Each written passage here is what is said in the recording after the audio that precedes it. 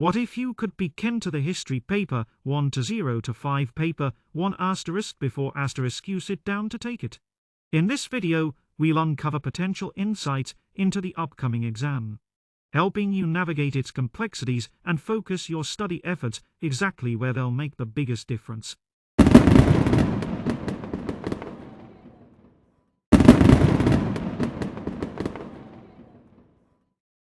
It was a institution, or it was a law which was passed by the white settlers soon after they've colonized Zimbabwe, soon after the first Chimurenga.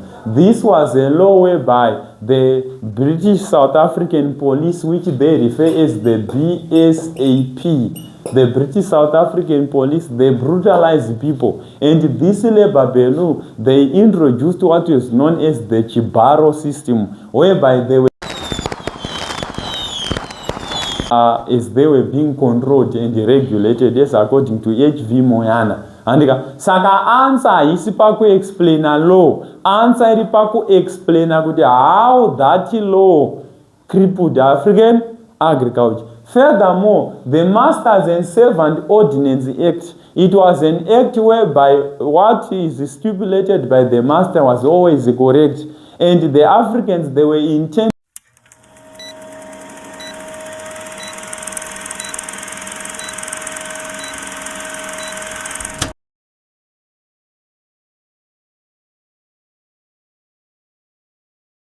So we are now revising our section C. We are now focusing on questions related to section C. So this question reads, assess the effectiveness of the measures introduced by the settler government.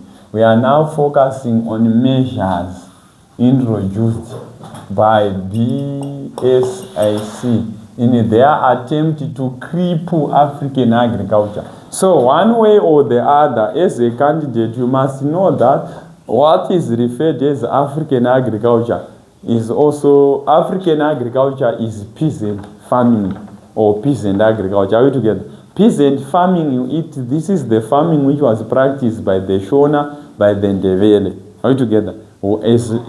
Alongside with what we call capitalist agriculture. Capitalist agriculture, it was the agriculture which was practiced by the white settlers. Saka inonzi African agriculture ndo agriculture yaitwa kana kuti kurimwa zvirimwa kwaitwa nema-Africans. Saka the question here demands candidates to evaluate how effective, how positive were the measures introduced by the settler government in order to cripple or in order to shrink African agriculture. So a good candidate is expected to explore all the measures up to 1935. So you must know these laws. What are the measures? We have what we call labor bureau. Labor bureau, they are going to 1800. Teenage my measures are 1900. Tine pass law. Some they say 1902. Tine Masters and Servant Act. Tava Masters and Servant Act. Tina Labor Regulations Act. Tava Papa Tine Land Apportionment Act.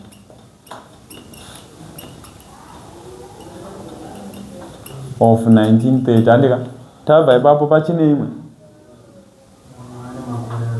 nemakore kuda. So this question is focusing from 1900 to 1930s. So these are the measures that were introduced. So as a good candidate, what you must do is you must focus on how these measures, which include the Labor Bureau, Pass Law, Masters and Servant Act, Labor Regulations Act, and the Land Apportionment Act, how these measures cripple African agriculture. So first and foremost, in terms of explaining how these measures crippled African agriculture, the Labor Bureau, it was a institution, or it was a law which was passed by the white settlers soon after they've colonized Zimbabwe, soon after the first Chimurenga.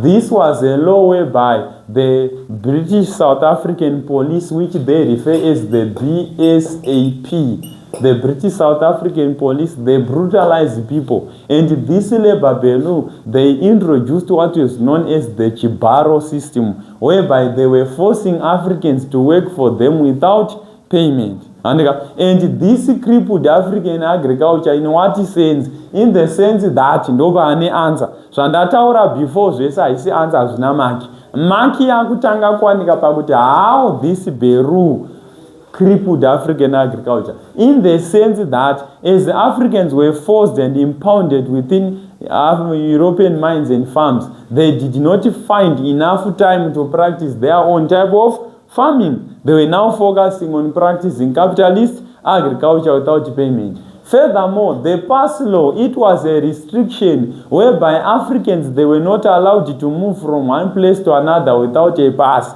Rather, if they were found, they were brutalized. So this law was restricting Africans from shifting from mines and white farmers as they wanted to return home to practice agriculture. So it crippled the African agriculture because they were resented within their, they were forced to be within the European fence as they were being controlled and regulated, as according to H.V. Moyana. Andika saka answer isi paku explain a law, answer iri paku explain kuti how that law crippled African agriculture. Furthermore, the Masters and Servant Ordinance Act, it was an act whereby what is stipulated by the master was always correct, and the Africans, they were intended to be under the regulations of the master. And in this act, they were forced to accept contracts for more than 6 months, and even some of their payments were coming after 40 days calendar month. This was crippling African agriculture because they were delaying to pay Africans so that they remain poor, they remain in poverty. And by restricting them that each and every African must be under a certain master, it means that they did not have freedom to exercise on their own agriculture. Furthermore, Labor and Regulations Act, it was an act which was regulating shifting jobs whereby individuals could choose to do higher paying jobs. So this act, it crippled African agriculture because it made them to remain on poor paying jobs whereby they could not buy inputs for their agriculture. Furthermore, the Land Apportionment Act of 1930, it was a law which stipulated that no African man was aligned to have land in fertile areas. And above all, it stipulated that all Africans, they were forced to purchase land in what was called as native purchases areas under the administrative of the native commissioners. And these areas, they have poor soils. And this have forced most Africans to be in Iguai and Shangani reserves.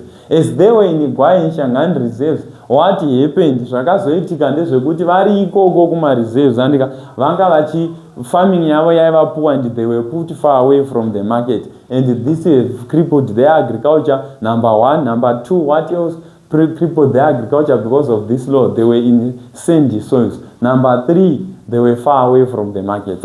So this is the measures that were put in place. However, despite that, the Africans or the Europeans, they were under the governance or they were through these jurisdictions, they managed to cripple African agriculture. Africans, they came up with measures in order to improve their agriculture. For example, they could roast seeds of my Europeans.